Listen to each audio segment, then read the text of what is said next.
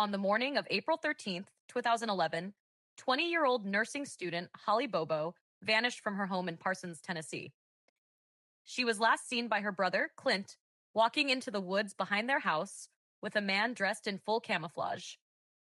A massive search began immediately, involving volunteers, local police, the Tennessee Bureau of Investigation, and federal agents. During the search, some of Holly's belongings were found scattered around the area, including her lunchbox, school papers, and cell phone. For more than 3 years, the case went cold. Then in September 2014, two hunters discovered partial human remains in a wooded area of Decatur County. Forensics confirmed the remains were Holly's, and her skull showed a gunshot wound to the back of the head. Several men were ultimately charged in her disappearance and death, including Zach Adams, his brother Dylan Adams, and Jason Autry. Prosecutors accused them of kidnapping, raping, and murdering Holly. In court, Jason Autry testified that he helped Zach dispose of Holly's body and claimed she was still alive before Zach shot her. In 2017, Zach Adams was convicted despite no DNA evidence directly linking him to the crime. He received a sentence of life in prison plus 50 years. His brother Dylan entered an Alford plea and was sentenced to 35 years. Jason Autry accepted a plea deal on lesser charges and was released with time served.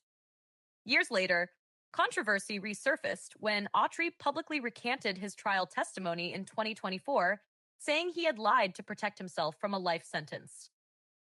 Zach Adams requested a new trial based on this recantation, but a judge initially denied it, ruling that the recantation was not strong enough to overturn the verdict. In 2025, Zach Adams returned to court for a post-conviction relief hearing. The judge is considering whether to grant a new trial based on newly raised issues. A retired U.S. Marshal testified about cell phone data from the day of Holly's disappearance, suggesting a different timeline than what prosecutors argued.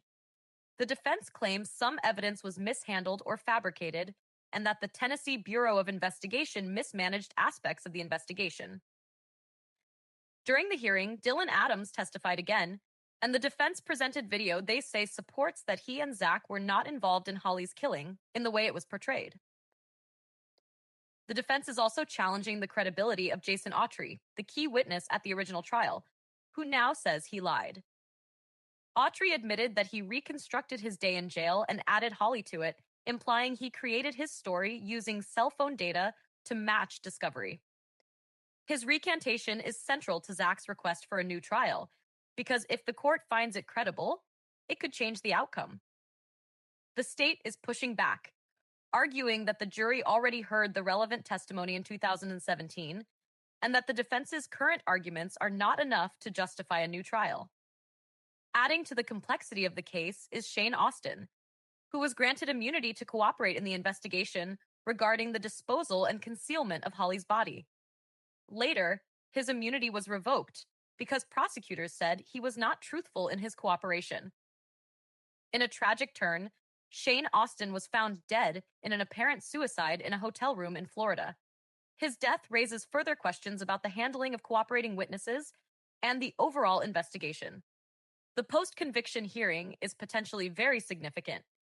If the court finds Autry's recantation credible and concludes there was serious evidence mishandling, it could open the door to a new trial for Adams. For the Bobo family, this case is not just about legal proceedings.